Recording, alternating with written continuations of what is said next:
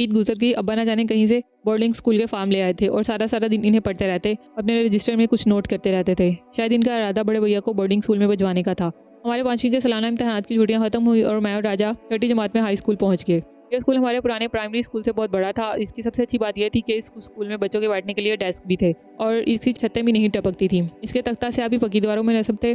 सर्दियों की छुट्टियों में अब्बा ने मुझे अंग्रेजी का पहला कायदा भी दिलवा दिया था, जिसे मैंने ए फॉर एप्पल और बी फॉर बैट पढ़ता रहता था। 6ठी जमात में हमें यह कायदा भी शुरू करना था, जबकि राजा ने तो अभी से इंग्लिश बोलने की मशक भी शुरू कर दी थी।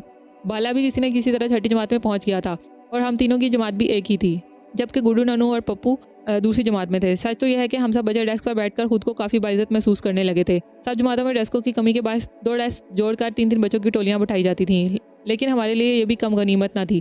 कम अज़ कम यक ठंडी या गर्म तपती ज़मीन पर बैठने से तो बेहतर था। मैं, बाला और राजा एक ही साथ बैठे थे। राजा सड़क की जानब खुलने वाली खिड़की की तरफ, लिहाजा इसकी नज़रें सारा दिन बाहर सड़क पर ही रहती थी और वो हमें रवां कमेंट्री के जरिए बाहर के हालात सुनाता रहता।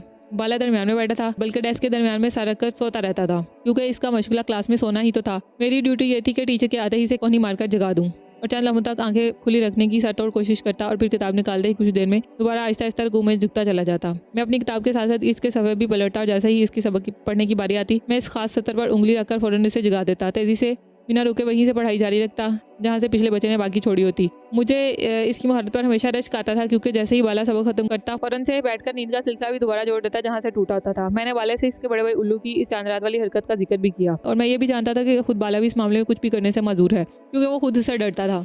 अलबत्ता उसने मुझसे ये वादा किया कि वो मौका मिलते ही उल्लू का गरारीदार चाकू कहीं गायब कर देगा। वो जो आप इस शाम के बाद मजीद मोहतात हो गई। उन्होंने छत पर जाना भी खत्म कर दिया। ताहिर भाई अपनी डॉक्टरी की पढ़ाई के आखिरी साल में पहुंच गए और मुझे इस बात की खुशी थी कि अब इनकी पढ़ाई इतनी कठिन होगी कि इन्हें वजह को पढ़ाने का मौका नहीं मिलेगा। अलबत्ता इस बात से खुद वजह आपी कुछ उलझी सी रहती थी। 2 मरतबा उन्होंने किसी किताब पर सिर्फ पेंसिल से निशान लगाकर मुझे भी ताहिर भाई के यहाँ भिजवा दिया, कहा कि ज़रा इन सत्रों के मतलब समझा दें या तशरीह लिख दें। लेकिन मैं यूँ ही बाहर से एक दिन वापस आ गया कि ताहिर भाई तो जाने की मोटी मोटी किताबों में सर खपाए बैठे हैं और मेरी तरफ देखते भी नहीं। ये सुनते ही वजह आपी के गुलाब चेहरे का रंग कुछ बदल सा जाता और इनकी आंखों में हल्की सी नमी भी आ जाती, जिसे इस वक्त सिर्फ मैं ही महसूस कर पाता। कभी कभी तो मुझे खुद पर भी गुस्सा आता कि आखिर मैं इनसे झूठ क्यों बोला। क्या था अगर मैं वाकई ताहिर भाई को कहीं ना कहीं से ढूंढकर इनसे 2 लाइनों की तशरीह लिखवा ही लाता। लेकिन इसी लम्हे मेरे जहन मेरे दिल को जोरदार झाड़ता, ज़्यादा हातम तक बनने की ज़रूरत नहीं। भूल गए वो दिन जब इसी ताहिर की वजह से तुम अपना कार्ड वजह आपी तक नहीं पहुँचा पाए थे। खबरदार, इन दोनों के दूर रहने में ही तुम्हारी बेहतरी है। लेकिन अगर ऐसे फैसले हमारे जहन या दिल की मर्जी के ताबे होते तो फिर बात ही क्या थी। अभी मेरे चंद ही दिन स्कूल से गुजरे होते थे कि फिर इन दोनों का कहीं ना कहीं टकराव हो ही जाता। चंद गिले शिकवों के बाद दोनों हंसकर सभी रंजिशें बुला देते और मैं फिर से कांटों पर लौटने लग जाता। एक दिन भी ऐसा ही कुछ वाक़या हुआ। हम बच्चे बड़े मैदान में जमा थे। राजा हमें पत्ते खेलने सिखा रहा था। ये ताश के पत्तों वाला खेल नहीं था, बल्कि इस खेल में सिगरेट की खाली डब्बियाँ पत्तों का काम देती थी। हर सिगरेट के ब्रांड का एक मुख्तलिफ नंबर होता था। ये सिगरेट की खाली डब्बियाँ इन दोनों हमारे लिए जैसे बाकायदा करेंसी की हैसियत ही तो रखती थी। हम सारा दिन अपने मोहल्ले और इसके आसपास से ये पत्ते जमा करके अपने ज़ख़ीरे में इजाफा करते रहते थे। जिस बच्चे के पास जितने ज़्यादा और बड़े पत्ते होते थे वो इतना ही अमीर कहलाता था। हम बच्चे बड़े लोगों की तरह इन पत्तों को करेंसी नोटों की तरह भुनाते भी थे। मसलन राजा 100 नंबर की वैसी सिगरेट की डब्बियाँ बाले की तरफ फेंकता और कहता, बाले यार दाव लगा हुआ है, ज़रा लपक किसी से कैप्टन की 10 पत्तियाँ पकड़ ला। बाला मार्केट से फ़ौरन 100 का पता बना लेता। गरीब किस्म के बच्चे हाथों में छोटे ब्रांड की सिगरेट की डब्बियों की रेजगारी लिए इधर उधर दाव लगाते नजर आते और अगर खुशकिस्मती से किसी बच्चे के हाथ 500 वाली सिगरेट के ब्रांड की डब्बी लग जाती तो वो गोया शहंशाह कहलाता था। और कभी कभी तो इन पत्तियों की बाजार में ऐसी किल्लत पड़ जाती कि 500 या 1000 पत्ती रखने वाला रेजगारी के लिए तरस ही जाता था और इन्हें मजबूरन खुले बाजार में अपना बड़ा पत्ता औने पौने बेचना पड़ता था। इन दिनों में हम सब बच्चों की जेबें सिगरेट के ऐसी दर्जनों खाली डब्बियों से भरी पड़ी थी और कुछ बच्चों ने तो बड़ों को देखा देखी ये पत्ते बुनाना भी सीख लिए थे। वो बड़ी महारत से गली में जाते और बड़े मैदान से गुजरते इन पत्तों को एक हाथ से दूसरे हाथ में मुंतकिल करके करतब दिखाते जाते। मोहल्ले के बड़े मैदान में हमारे पत्तों का खेल जारी था। राजा इस दिन काफ़ी रकम हार चुका था। अब तकरीबन क्लाश होने के बाद इसने मुझे अपने पत्ते निकालने का इशारा भी कर दिया, लेकिन हम इस बात से बेखबर थे कि काफ़ी देर तक कुछ फासले पर उल्लू इसके चंद दोस्त, जिनका हुलिया बदमाशों का था, हमारे खेल को वहीं से खड़े खड़े बहुत दिलचस्पी से देख रहे थे। उल्लू इसके दोस्त दोनों आहिस्ता आहिस्ता चलते हुए हमारे सरों पर कब आ खड़े हुए हमें खबर नहीं हुई। हम सब जब उछले जब उल्लू की करख्त आवाज़ हमारे कानों से टकराई। अबे दाव लगाना तो सीख गया, अब अगले की आंखें पढ़ना भी सीख ले। अगले की आंखों में साफ लिखा हुआ है कि नीचे चांद तारा छुपा है, ये मीनार पाकिस्तान। हम सभी का तो जैसे सारे जिस्म का खून सूख गया हो, हमारे मुंह से आवाज़ तक नहीं निकल पाई। उल्लू ने गुड्डू के हाथ से सिक्का लेकर उछाला और अपनी हथेली में दबोच कर दूसरी हथेली की पुष्ट पर जमाकर छुपा दिया और अपने दोस्त से पूछा, क्यों बे सेंडू बता क्या है, चांद या मीनार? टर्नर में दादू की नुमाइश की और जेब से 2 रुपए का नोट निकालकर उल्लू की हथेली पर रखा और बोली लगाई, चांद है। उल्लू ने हथेली उठाई, नीचे से सिक्का मीनार की रुख पर पड़ा मिला। उल्लू ने एक कहका लगाया और 2 रुपए अपनी जेब में डाल लिए और फिर इसने दूसरी बार सिक्का हवा में उछाला और दोबारा छुपाकर उसे दूसरे दोस्त से पूछा, चल भी सुल्तान, अब तेरी बारी, चांद या मीनार। सुल्तान ने कुछ वक्त लिया और जेब से 5 रुपए का नोट निकालकर उल्लू की आंखों में घूरते हुए देखकर बोला, और सुल्तान ने भी कुछ कच्ची गोटी नहीं खेली, मीनारा है, चल हाथ खोल। उल्लू ने हथेली उठाई तो नीचे से चांद झलक रहा था। उल्लू ने फिर जोरदार कहका लगाया और 5 का नोट सुल्तान की उंगलियों से उचक लिया। सुल्तान गुस्से में बुड़बुड़ाया, पर लगता है तूने यारों के साथ कोई गेम की है उल्लू जानी। उल्लू ने सिक्का दोबारा गुड्डू की तरफ उछाल दिया। नहीं मेरी जान, कोई गेम नहीं खेली मैंने, सिर्फ थोड़ा सा दिमाग चलाया है अपना, और ये सारा भेजे की का तो खेल है। फिर उल्लू ने राजा से कहा कि वो सिक्का हवा में उछालकर जमीन पर अपनी हथेली के नीचे छुपा ले। राजा ने ऐसा ही किया। अब इन तीनों दोस्तों ने राजा के हाथ के नीचे से छुपे सिक्के पर दाव लगाना शुरू कर दिया। कभी उल्लू जीत जाता और कभी इसके दोस्त। हम सब बच्चे दुम सादे किसी दिलचस्पी से ये खेल देख रहे थे और हम सब में किसी के वहमो गुमान में भी नहीं था कि हम सब अनजाने में उल्लू और इसके दोस्तों के साथ इस जुए में शरीक हो चुके थे। और वो लोग रकम ही हमारे हाथ में देकर बोली देते। उल्लू 5 का नोट मेरे हाथ में देकर कहता, चल भाई मुन्ने लगा दे ये पंची चांद तारे। वहाँ से एक का दोस्त नन्नू के हाथ पर पैसा रखता, जानी तू भी दिल बड़ा करके चिपका दे मीनारे पर। यह मेरी ज़िंदगी का पहला जुआ था जो इस रोज़ मैंने अनजाने में खेला था। इसके बाद भी मैंने ज़िंदगी में कई जुए खेले और हमेशा मात ही मेरे मुकद्दर का हिस्सा बनी। मैं शायद पैदा ही हारने के लिए हुआ था, लिहाजा ज़िंदगी का हर जुआ हारता ही चला आया। लेकिन शायद सबसे बड़ी मात मेरा भी इंतज़ार कर रही थी। हम अपने खेल में मशगूल थे कि अचानक संडू ने उल्लू को कोहनी मारकर कहा, ओए उल्लू तेरी तांगे वाली। सुल्तान ने ठंडी सी आबरी कसम साजी के मज़ार की, ये तो पटाखा है पटाखा, पूरी की पूरी निशो, अपना तो दिल है इस पर। हम बच्चों ने भी चौंकर आंखें उठाकर देखा और मेरे पैरों के नीचे से ज़मीन निकल आई। वो जो आप अपने तांगे से मोहल्ले के फाटक पर उतरकर पैदल घर की जानब साथ झुकाए रवाना थी। उल्लू के दोस्त हम बच्चों को वहीं बैठा छोड़कर इस बीच रास्ते में खड़े हो गए जहाँ वजो आपी का रास्ता था। वजो आपी छोटे छोटे कदम उठाती सर झुकाए बेखबर चली आ रही थी। संडू ने उंगली डालकर एक जोरदार सीटी बजाई। वजो आपी ने बेखबरी में सर उठाया और इन तीनों को अपनी राह में खड़े देखकर खुद इनके कदम डगमगा से गए। वो शायद अपने कॉलेज से वापस आ रही थी क्योंकि इनके कंधे पर इनका बैग अभी तक लटका हुआ था।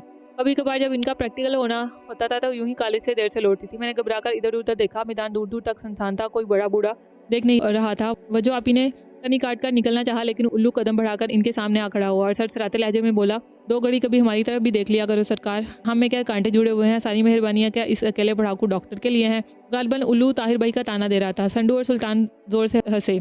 वो दोनों वजो आपी के सरापे को सर से पैर तक मुसलसल घोरे जा रहे थे। गुस्से से मेरी कनपट्टियाँ और रगें खून से भर आईं और मैंने अनजाने में अपनी मुठियाँ जोर से बींच ली। वजो आपी ने धीरे से शदीद गुस्से और नफरत भरी आवाज़ में कहा, रास्ता छोड़ो मेरा। सुल्तान ने दांत निकाले। अरे उस्ताद खुदा की कसम, ये तो बोलती भी है, कुर्बान जाऊँ। अब मेरी बर्दाश्त की हद जवाब दे चुकी थी। मैं भूल चुका था कि मैं कमज़ोर सा छोटा बच्चा हूँ और वजो आपी के सामने 3 हट्टे कट्टे जवान मुशरंडे सीना ताने खड़े हैं। इनमें से एक के पास चाकू भी है। मैंने अपने सामने खड़े गुड्डू को जोर से धक्का दिया और बेतहाशा इन तीनों की तरफ सर पर भागा। मेरा इरादा था कि पूरी कुव्वत से भागते हुए जाकर उल्लू के पेट में अपना सर मारूं। मेरी टक्कर से वो अपनी जगह से कम से कम एक पल के लिए तो सही हिल तो जाएगा। इतनी ही देर वजो आपी के लिए वहां से आगे निकल कर जाने के लिए बहुत होगी, फिर आगे जो होगा वो देखा जाएगा। राजा ने मेरा इरादा भांप कर जोर से चिल्लाया, रुक जा आदि। लेकिन वो जानता था कि मैं अब रुकने वाला नहीं हूँ, लिहाजा वो भी पत्ते फेंक कर मेरे पीछे दौड़ा। वो कभी भी मुझे खतरे में देखकर पीछे खड़ा नहीं हो सकता था, चाहे अंजाम कुछ भी हो। राजा को मेरे पीछे भागते हुए देखकर पप्पू नन्नू भी खुद को रोक नहीं पाए और सभी शोर मचाते राजा के पीछे भागे। लेकिन मैं इनसे काफी आगे था। मेरी आंखों से आंसू टपकने को बेकरार थे। इन गुंडों की ये मचाल के वो मेरी वजो आपी का रास्ता रोके। मेरी रफ्तार तेज हो गई और मैंने आंखें बंद कर ली। पीछे से मुझे राजा और बाकी दोस्तों के भागने की और चीखने चलाने की आवाज़ें आ रही थी। लेकिन अचानक ही मुझे महसूस हुआ कि किसी ने मुझे अपनी मजबूत बाहों में पकड़कर हवा में मुअल्लक कर दिया है। मैं खुला में मुअल्लक अपनी टांगे ही चलाता रह गया और किसी ने चंद लम्हों के बाद मुझे वापस ज़मीन पर रख दिया। मेरे पीछे भागने वाले राजा एंड कंपनी का शोर भी एकदम बंद हो गया। मैंने जल्दी से हैरत के मारे आंखें खोली। उल्लू अभी भी वहीं अपनी जगह अपने दोस्तों समेत खड़ा था और वजो आपी भी अपनी जगह मौजूद थी। मैं फौरन पलटा और ताहिर भाई को अपने पीछे चट्टान की तरह सीधा खड़ा पाया। ताहिर भाई ने ही मुझे दीवानावार भागते हुए पकड़कर उठा लिया था। कुछ फासले पर मेरे बाकी दोस्त भी इस तरह रुक गए थे जैसे हम बर्फ पानी खेलते हुए एक दूसरे को छूकर बर्फ कहकर जमा देते हैं। लगता था ताहिर भाई ने भी इन सबको छूकर बर्फ कह दिया हो। चंद लम्हे ताहिर भाई और उल्लू गैंग एक दूसरे को आंखों में आंखें डालकर तोलता रहा। इतने में वजो आपी के घर की जानब से फजलू बाबा अपनी लाठी टेकते और खांसते हुए नजर आए। वजो आपी को दूर ही से देखकर चिल्लाए, अरे वजो भी इतनी देर कहाँ लगा दी, छोटी दुल्हन आपके लिए परेशान हो जाती हैं। वजो आपी जल्दी से आगे बढ़ गई। फजलू बाबा पूरा माजरा समझ नहीं पाए और इनको लिए आगे चल पड़े। उल्लू गैंग ने अपने दांत पीसे और ताहिर भाई की जानिब भरा और इनके आमने सामने आ खड़े हुए। मुझे ताहिर भाई ने पहले ही बाजू से पकड़कर अपने पीछे खड़ा कर दिया था। उल्लू ने ताहिर भाई की आंखों में आंखें डाली, तो अपनी हिकमत चलाने क्या सोच बाबू, उल्लू के साथ माथा बढ़ाएगा तो सारी डॉक्टरी बुला दूंगा तेरी।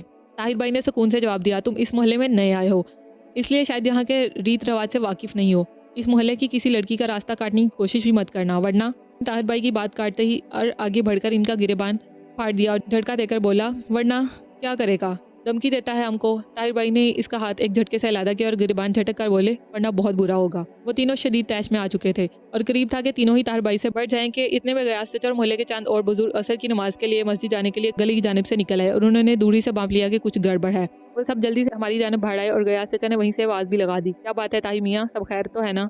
उल्लू रिस के साथ मोहल्ले के बड़ों को अपनी जाने बाता देकर बितर गए, लेकिन जाते जाते उसने धीमी आवाज़ में ताहिर भाई को धमकी दे दी। गयास चचा और बाकी लोगों के हम लोगों तक पहुँचते पहुँचते वो तीनों वहाँ से हवा हो चुके थे। ताहिर भाई ने गयास चचा को टाल दिया कि कोई खास बात नहीं थी, बस यूं ही एक छोटी सी बहस हो गई थी। लेकिन वो ताहिर भाई की बात से मुकम्मल मुतमईन नहीं हो पाए, इसलिए वो तब तक वहीं खड़े रहे जब तक ताहिर भाई अपने घर के दरवाजे तक नहीं पहुँच गए। उल्लू और ताहिर भाई की ये पहली बाकायदा झड़प थी, लेकिन इस वक्त हमें से कोई ये नहीं समझ पाया कि ये लड़ाई आगे चलकर एक ऐसा रुख इख्तियार कर लेगी कि हम सबकी ज़िंदगियों में तूफान आ जाएगा। इस रोज़ मोहल्ले वालों को तो खबर ना हो सकी, लेकिन मैं ये बात अच्छी तरह जान चुका था कि वजू आपी और ताहिर भाई की नज़रों में छुपे पैगामात को सिर्फ मैं ही महसूस नहीं किया, उल्लू भी इस राज से अच्छी तरह वाकिफ़ है। और इस रोज़ उल्लू के तेवरों ने मुझे बता ही दिया था कि अब ये राज ज़्यादा दिनों तक राज नहीं रह पाएगा।